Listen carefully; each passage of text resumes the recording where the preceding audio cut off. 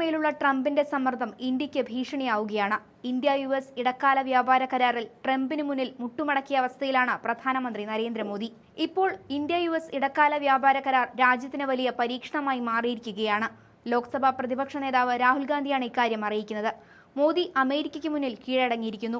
American supreme കോടതി ട്രംപിന്റെ ആഗോള താരിഫുകൾ റദ്ദാക്കിയതോടെ മോദിയുടെ വഞ്ചന പുറത്തായെന്ന് രാഹുൽ. പ്രധാനമന്ത്രി അമേരിക്കയ്ക്ക് മുന്നിൽ പരാജയപ്പെട്ടുവെന്നും ഇതിൽ വീണ്ടും വിലപേശൽ നടത്താൻ അദ്ദേഹത്തിന് കഴിയില്ലെന്നും രാഹുൽ ഗാന്ധി എക്സിൽ കുറിച്ചു.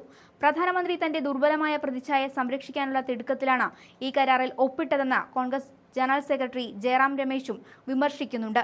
ഫെബ്രുവരി 2-ന് രാത്രി ഇത്തരമൊരു പ്രഖ്യാപനം നടത്താൻ മോദിയെ പ്രേരിപ്പിച്ചത് എന്താണെന്നും അദ്ദേഹം ചോദിക്കുന്നുണ്ട്.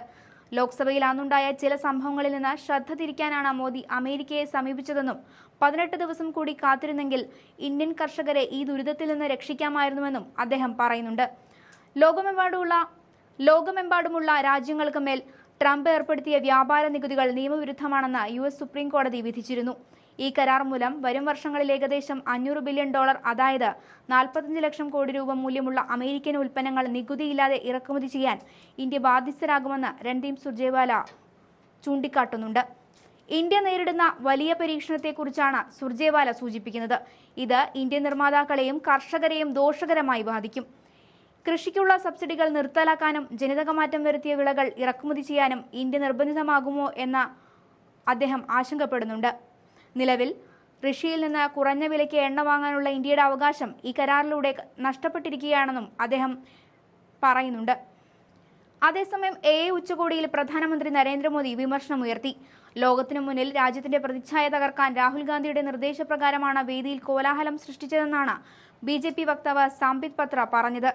രാഹുൽ ഗാന്ധിയെ രാജ്യദ്രോഹിയെന്ന് BJP വക്താവ് വിളിച്ചു. രാഹുൽ ഗാന്ധിയും കോൺഗ്രസ് പാർട്ടികളും ഏറ്റവും വലിയ രാജ്യദ്രോഹികളാണ്. പ്രധാനമന്ത്രി ഇവിടെ രാജ്യത്തിന്റെ അഭിമാനം കച്ചവടം ചെയ്ത ഘട്ടത്തിലാണ് BJPയുടെ പൊള്ളയായ വിമർശനം.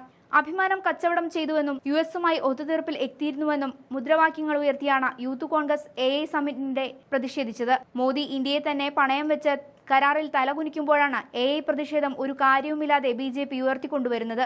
രാഹുൽ ഗാന്ധിയെയും ഗാന്ധി കുടുംബത്തെയും പേരെടുത്ത് അപമാനിക്കുന്ന പരാമർശങ്ങളാണ് BJP വക്താക്കളും നേതാക്കളും ഉന്നയിക്കുന്നത്.